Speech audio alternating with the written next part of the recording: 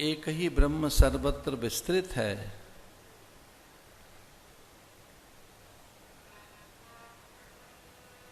और कोई एक है, उसी का ये संकल्प विविध रूपों में। सृष्टि का अर्थ है जहां विविधता है, वैभिन्नता है, बहुरूपता है, अनेक रूपता है। सृष्टि का अर्थ है जहां नानात्व है। सृष्टि का अर्थ ये जो जगत है, यह जो संसार है, इसमें अनेकताएं हैं, विभिन्नताएं, कुछ एक जैसा नहीं है। एक जैसे पत्र, पुष्प, फल, बौर, मंजरी,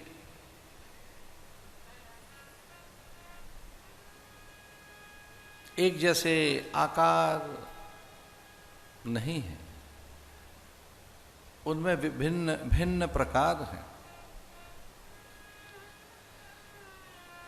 एक ही वृक्ष की विभिन्न विभिन्न शाखाओं के पत्र एक दूसरे से नहीं मिलते।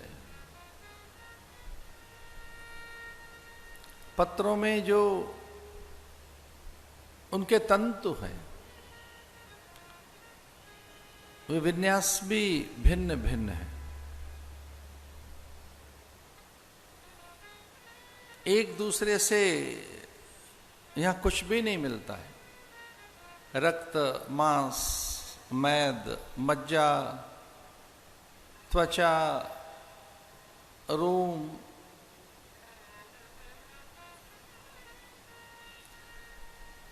और स्वभाव, वाणी, हम सब में द्रव्य अलग अलग है। तो जो जितनी विभिन्नता के साथ दिख रही हैं चीजें, जो अलग अलग हैं, अनेक हैं, उनमें कोई तत्व एक ही है।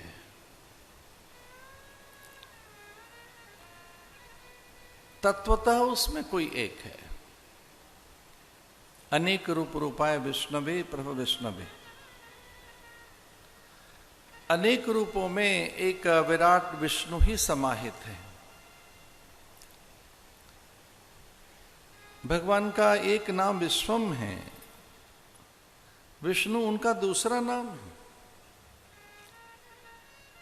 इसलिए पहले विष्णु नहीं कहा गया, विश्वम विष्णु वषट्कार।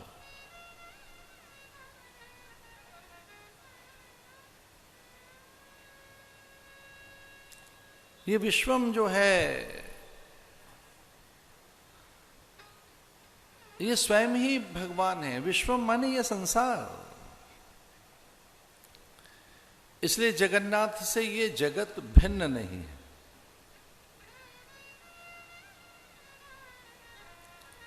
विश्वंभर से ये विश्व भिन्न नहीं है। जगदीश से ये जग भिन्न नहीं है। अनेक प्राणियों से परमात्मा, उसकी प्रकृति भिन्न नहीं है, पर भिन्न है।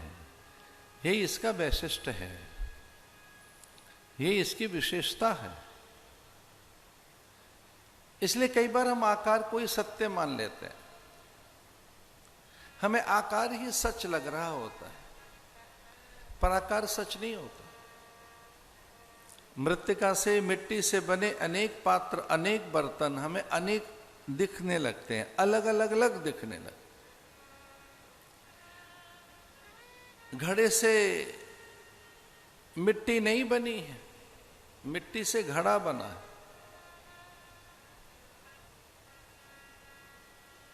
मिट्टी अपनी सत्यता,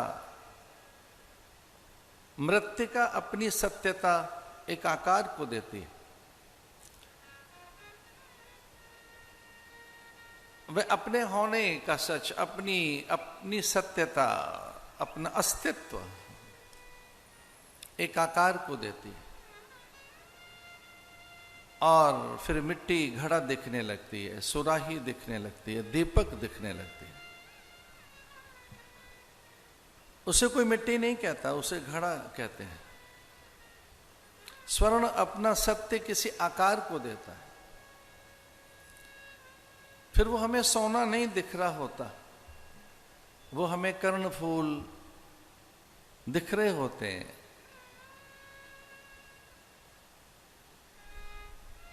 वो हमें आभूषण दिख रहे होते हैं, वो मुद्रिका है, अंगूठी दिख रही होती है, पर कभी कभी उसका सच उसके साथ जुड़ा होता है कि ये क्या है कि जी घड़ा है, पर घड़ा कौन सा?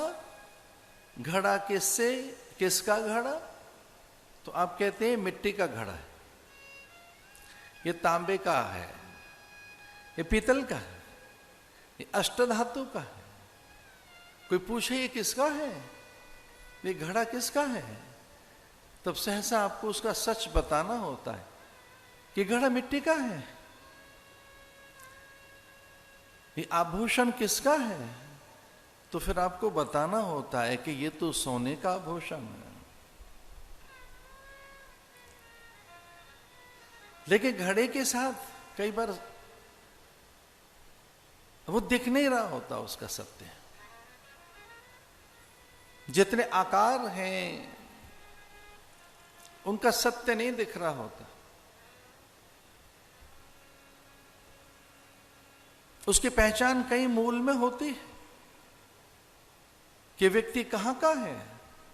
तो आप उसका प्रांत, जनपद, उसका संप्रदाय, वंश, कुल, गोत्र, परंपरा, परिवार का फिर परिचय देने लगते हैं। ये व्यक्ति तो है, व्यक्ति किसका है? ये व्यक्ति किससे है? ये घड़ा किससे बना? मिट्टी से। तो फिर घड़े के साथ ही उसका मूल, उसका परिचय, ये तो एक आकार है, और उन सारे आकारों को तोड़ दिया जाए तो ठीक रहे, वो फिर सारे के सारे टूटे हुए भांड बर्तन नहीं कहलाते। टूटे हुए बर्तन बर्तन नहीं कहलाते, मिट्टी कहलाती है कि मिट्टी बिखरी पड़ी है। आभूषण को पिघला दिया जाए फिर आभूषण नहीं रहते, फिर सोना है। हमारा मूल सच ईश्वर ही है, हमारी मूल सत्ता कोई और नहीं है, वो परमात्मा ही है।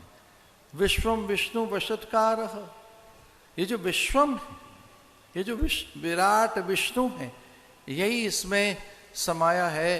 प्राण के रूप में, प्रकाश आकाश के रूप में, धरा की गंध के रूप में,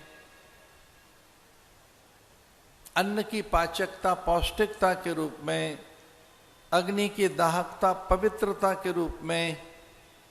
आप में जो चैतन्य तत्व है वही ब्रह्म है, वही ईश्वर है, और उससे आप विलग नहीं है।